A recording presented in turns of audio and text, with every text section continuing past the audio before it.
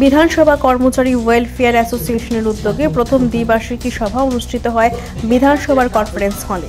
অনুষ্ঠানে উপস্থিত ছিলেন মন্ত্রী রতনলাল নাথ, মন্ত্রী টিঙ্কু রায়, বিধানসভার অধ্যক্ষ বিশ্ববন্ধু সেন, উপাধ্যক্ষ রামপ্রসাদ পাল, কল্যাণী রায় সহ আরও অন্যান্যরা।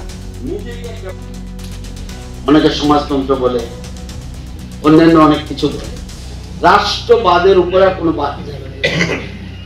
দেশ থাকলে তোমার এক্সিস্টেন্স থাকবে, দেশ না থাকলে তোমার এক্সিস্টেন্স নাই। এগুলো মূল কথা আমার মনে হয়। যাই হোক, অন্যান্য জিনিস ভালো লেগেছেন, এটা আমারও বক্তব্য। আমি বক্তব্য সংক্ষেপে বলি। এটা আমাদের দেশের মধ্যে বিধানসভা এবং লোকসভা, পার্লামেন্ট যেটাকে বলে আমরা অ্যাসেম্বলি যেটা বলি, এটা গণতন্ত্রের পীঠস্থান, অর্থাৎ গণতন্ত্রের মন্দির বলে। এই ডিপার্টমেন্ট, আমি যদি অ্যাসেম্বলিকে একটা ডিপার্টমেন্ট বলি, অ্যাসেম্বলি সেক্রেটারি, এটার সাথে অন্য কোনো কর্মচারী সংগঠনের কম্পারিজন করা যায় না। এটা একটু ব্যতিক্রম। এবং আপনারা বহু বছর ধরে এখানে কাজ করছেন, অনেকে নতুন আবার আসছেন।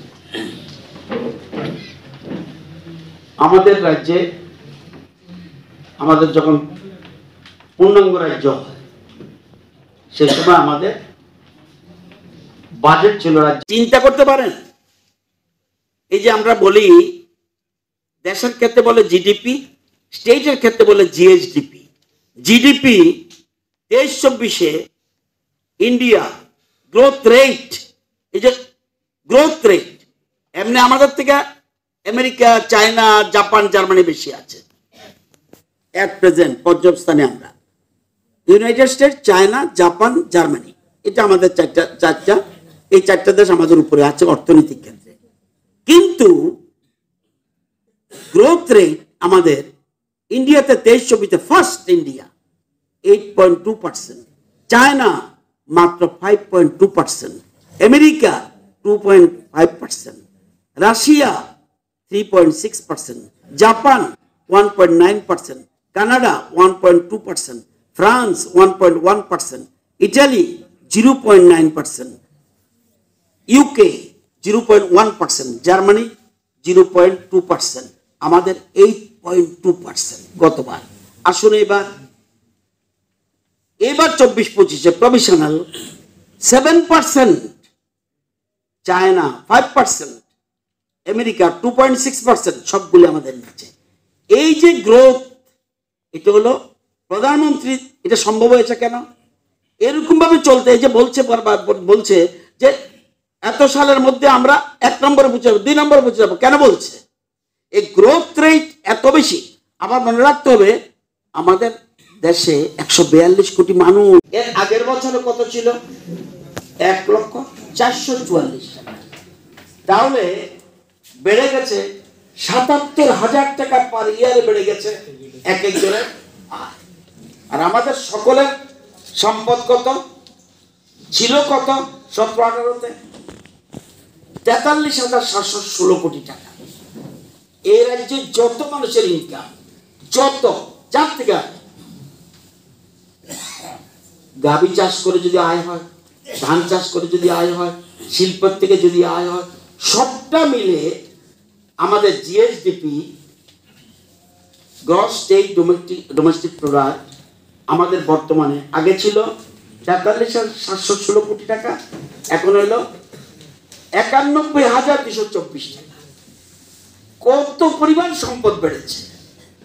সবকিছু থেকে সম্পদ বেড়েছে। সম্পদ এই জায়গায় দাঁড়িয়েছে। এবং কেন বলছি রাষ্ট্র, আপনাদের অনেকের জানা নাই, আপনাদের জানবেন, এখানে আপনাদের শেখার মতো নাই। আমরা সামাজিক ভাতা দেই। আমরা আমাদের এই সরকার আসার পর আমরা দেখেছি আজকের এই 7 বছরের পরিবর্তন যদি দেখি, আমাদের এই যে আমরা 35,000-এরও বেশি দিব্যাঙ্গ যাদেরকে ভাতা দিয়েছি। ইতিমধ্যে আমরা পত্রিকাতে অ্যাড দিয়েছি যে আরো যারা রয়েছেন 60%-এর উপরে যারা দিব্যাঙ্গ, তাদেরকে একসঙ্গে একদিনে আমরা 18-19 তারিখে আস্তাবল ময়দানে সকলকে দিয়ে দেব। আজ কিন্তু মানুষকে লাইন দিতে হয় না। আজ ইউআইডি কার্ড যাদেরকে দেওয়া হয়, 40,000-এর বেশি দিব্যাঙ্গদেরকে ইউআইডি কার্ড দেওয়া হয়েছে। আর সেই সংখ্যাটা কিন্তু কম নয়। আমাদের রাজ্যে প্রায় 70,000 যারা দিব্যাঙ্গ রয়েছে, তার মধ্যে 40,000 ইউআইডি কার্ড দেওয়া হয়েছে, 35,000-এর বেশি যারা ভাতা পাচ্ছে। তো আজ এগুলো দেখুন অনেক পরিবর্তন হয়েছে, এগুলো আজ আমরা সেগুলো রিয়েলাইজ করি কিনা। এর জন্যই বলছি যে আপনারা তো বিধানসভা যখন চলে, এই 4 দিন 5 দিন বিধানসভায় আপনারা সহযোগিতা করেন, আপনারা প্রতি বছর পুরো বছরটাই এগুলো নিয়ে কাজ করেন, কিন্তু আমরা যেগুলো সেখানে উত্থাপন করি, আমরা যেগুলো কথা বলি, সেগুলো আসলে বাস্তবে রূপ পাচ্ছে কিনা সেটা আপনারা বোঝেন কিনা। আমরা দেখবেন তখনই একটা রাজ্যের অগ্রগতি বা রাজ্যের উন্নয়ন তখনই বোঝা যায় যখন তার আমদানি এবং রপ্তানি নিয়ে আমরা আলোচনা করব, তখন আমরা বুঝবো সেই রাজ্য অগ্রগতি করছে কিনা, সেই দেশ উন্নয়নের দিকে এগোচ্ছে কিনা। দেখবেন আমাদের রাজ্যে 2017-18 অর্থ বছরে আমাদের রাজ্যে শুধু আমরা ইম্পোর্ট করতাম 400 কোটি টাকার, এক্সপোর্ট ছিল মাত্র আমরা 6.5 কোটি টাকার থেকে 7 কোটি টাকা আমরা এক্সপোর্ট করতাম। আমাদের যে উৎপাদন খুব সীমিত ছিল। আজকের দিনে দাঁড়িয়ে গত ফাইন্যান্সিয়াল 250 কোটি টাকা এক্সপোর্ট হয়েছে। এর মানে কোনো না কোনো জায়গায় আমাদের উৎপাদন ক্ষমতা বেড়েছে, সেটা হ্যান্ডিক্যাপ্ট হোক, এগ্রিকালচার হোক, ইন্ডাস্ট্রি সেক্টর হোক, বিভিন্ন সেক্টরের উৎপাদন ক্ষমতা বেড়েছে। তার জন্য আজ আমরা রপ্তানি করতে পারছি। অর্থাৎ আমরা রপ্তানি আজ 250 কোটি টাকাতে দাঁড়িয়েছে, যেখানে 6 কোটি 7 কোটি টাকা ছিল আমাদের রাজ্যে। এগুলোতে বোঝা যায় যে রাজ্যের আর্থিকভাবে উন্নতির দিকে এগোচ্ছে। আজ গ্রামীণ এলাকাতে দেখবেন মহিলারা, একটা সময় আমরা দেখতাম গ্রামীণ মহিলারা যখন চাষবাসের সময় আসতো তখন নিজেদের সোনা গয়না বন্ধক দিয়ে সুদি টাকা নিত। এক ধরনের ব্যবসায়ী লোক ছিল যারা সুদি ধার টাকা দিত মানুষকে, সেই টাকা দিয়ে সুদ নিত। আজকে কিন্তু আর সুদি টাকা দিতে হয় না, কারণ 50,000-এরও বেশি সেলফ হেল্প গ্রুপ। এটা কিন্তু শুধু গল্প নয়, 50,000-এরও বেশি এই গ্রুপ, যেখানে 10 জন করে মহিলা রয়েছে।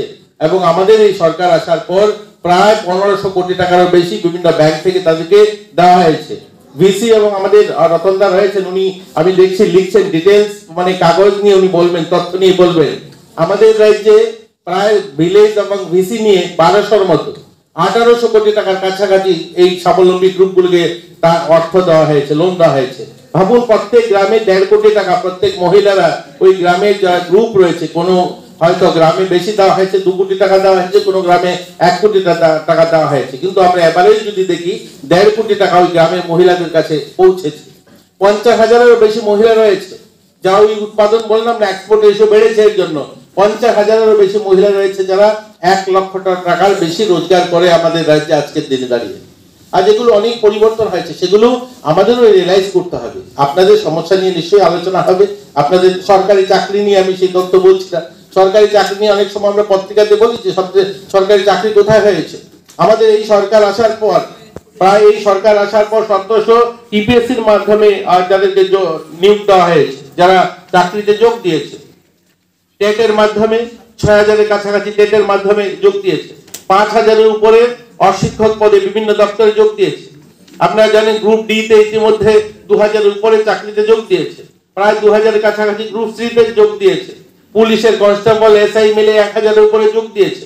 আজকে রাজ্যের পরিবর্তন হওয়ার কারণে অনেকগুলো বিভিন্ন কোম্পানি এসে গিগ ওয়ার্কার, প্রায় 2500-এর বেশি গিগ ওয়ার্কাররা কাজ করছে। বিভিন্ন স্কিমের মাধ্যমে বিভিন্ন কন্ট্রাকচুয়াল জবে প্রায় 6000-এর বেশি কন্ট্রাকচুয়াল এমপ্লয়িরা রয়েছে। আজ রাজ্যের যদি আমরা দেখি, আমাদের রাজ্যের যে আগে যেটা ছিল কাজ নেই, সেখান থেকে বেরিয়ে এসছে। আজ কিন্তু আমাদের রাজ্যে অনেক পরিবর্তন হয়েছে। যাই হোক, অনেকগুলো কথা বললাম আপনাদেরকে। আমাদের রাজ্যে এগোচ্ছে, আর গোটা দেশ অনেক এগোচ্ছে। মাননীয় প্রধানমন্ত্রী বলছেন বিকশিত ভারত 2047 সাল যখন পূর্ণ হবে, তখন আমরা একটা বিকশিত ভারত, অর্থাৎ কবি বলতেন যে কথাটা, আপনারা বিভিন্ন যারা গান তারা বলেন যে ভারত আবার জগৎ সভায় শ্রেষ্ঠ আসন লবে। এই ভারত আবার জগৎ সভায় শ্রেষ্ঠ আসন লবে, সেই দিশাতে এগোচ্ছে। দেখবেন আমাদের দেশে যে সমস্ত ভ্যাকসিন, এই টিটেনাস ভ্যাকসিন বিদেশে তৈরি হয়েছে, আমেরিকাতে 1957-এ